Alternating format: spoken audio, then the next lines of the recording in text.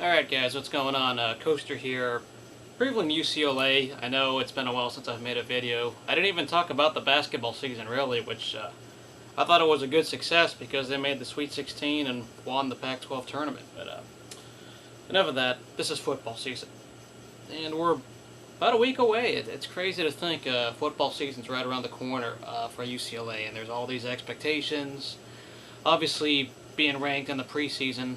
I know it's kind of cool to say, oh, we're ranked in the top 10, but I don't even put much stock in the preseason rankings. It's just, okay, this is what people think of you. It doesn't mean this is what you are. I'm not saying we're not good, but at the same time, these rankings, the players just better not let it get to their heads. I think UCLA is a fine team, and I have expectations this year. But first off, I'll go down by position. I think at quarterback, Brett Hundley, this is a year of proving. I know a lot of people have hype on him. I've said it in the past, I feel he's a little bit overrated because I don't see him throw the ball down the field enough. Or when he does, he doesn't come through. Unless it's against some really bad opponent or he's wide open or something like that. Otherwise, I think he's a little bit overrated. The running back position, Jordan James should be getting the carries. A little bit of Paul Perkins in the mix. That's who I should be expecting. A little bit of running back by committee. Should not be a problem there. Offensive line is getting very young. Obviously, Najee Torin, I heard he stood out really in practice and training camp. The one veteran we got is Malcolm Bunch, and he comes in, I think he'll play tackle. You got Caleb Benenoch, you got Scott Quessenberry, you got guys who should be up and coming, Connor McDermott, Jake Brendel, all these players who are up and coming and young. Plenty of guys on the offensive line. And this is one of the rare times we've seen a lot of depth that Adrian Clem finally has. Offensive line has usually been a thin position in the past. Now it's supposed to be a strength. But these are a lot of young guys, and I hope they grow from last year's experiences. I know we had 3 freshmen on the line last year, and a lot of them got experience for this season. So I expect a lot better there.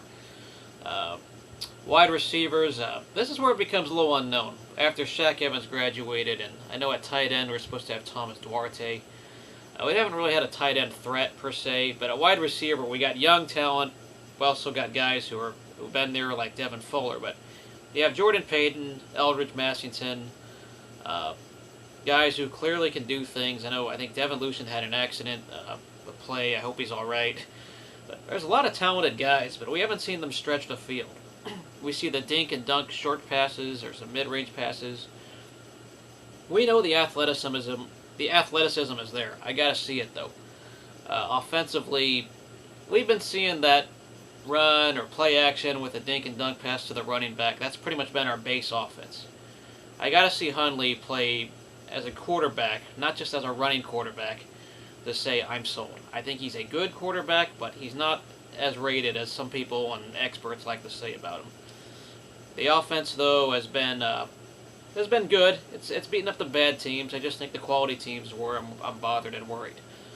Going on the other side of the ball, the defensive line, there's not going to be any good run redshirted. I know we lost a couple guys, or lost one guy to transfer. Kylie Fitz has transferred.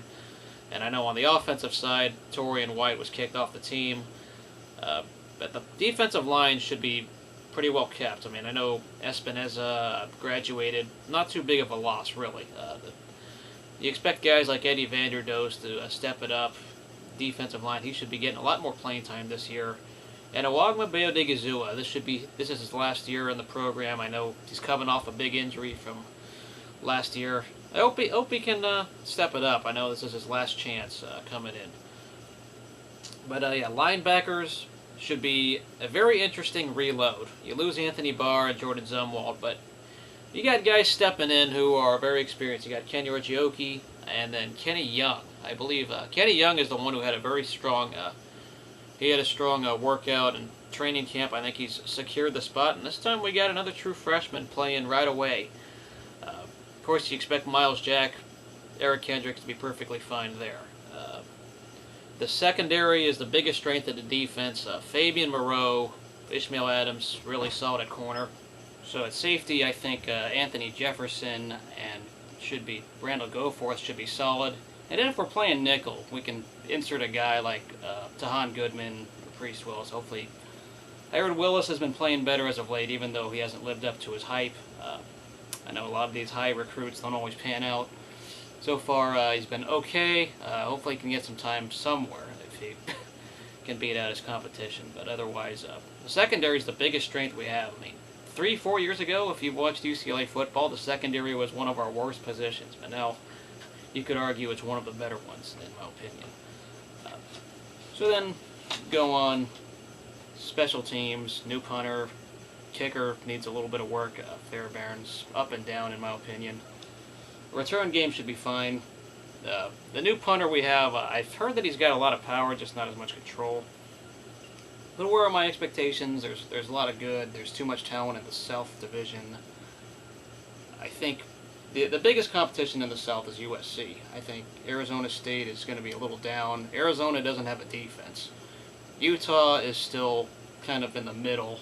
And Colorado is still in the sewer of the Pac-12 South.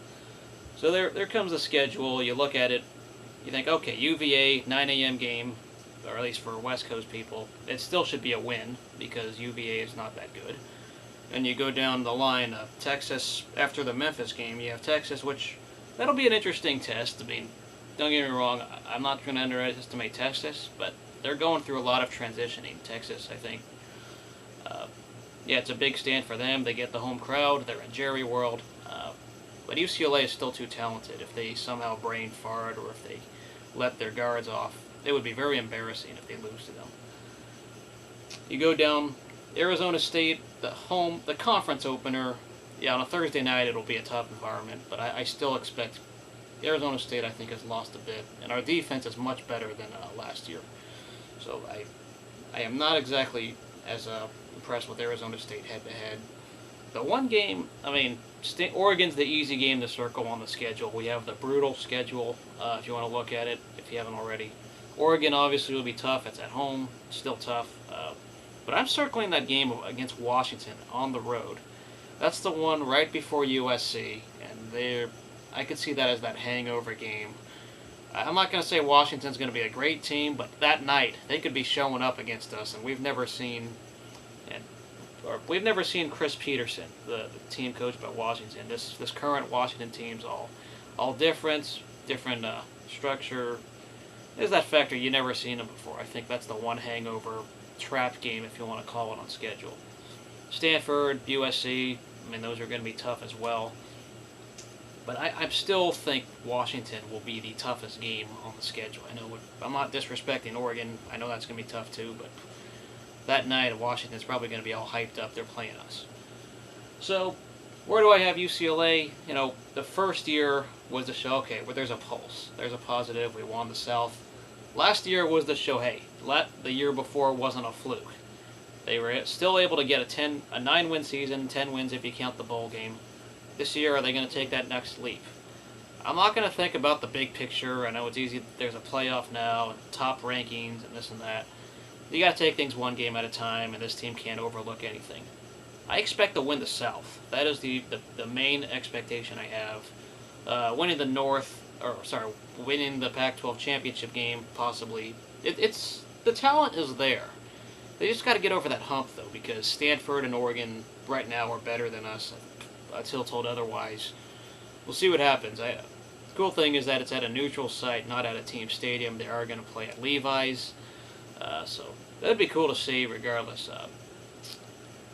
But yeah, I'm expecting at least a 9 to 10 win season. I think there's going to be a few hiccups, 1 or 2. There might be one shock loss. You're probably going to lose 1 out of the 3 between Oregon, Stanford, and USC. I think one of those 3 are going to be losses. Could be Texas if something really crazy happens. Who knows? But like anything, health is a big factor, and Hundley's got to show to me he can come through in the big game. So that's about all I got. Let me know what you guys think of UCLA this season. I cannot make a video every week. I'll do what I can, but I can't make a video every single week. So yeah, that's about all I got to say. I will always recap the game afterwards, but I won't have as many previews or pre-game videos. So see you guys later. Go Bruins.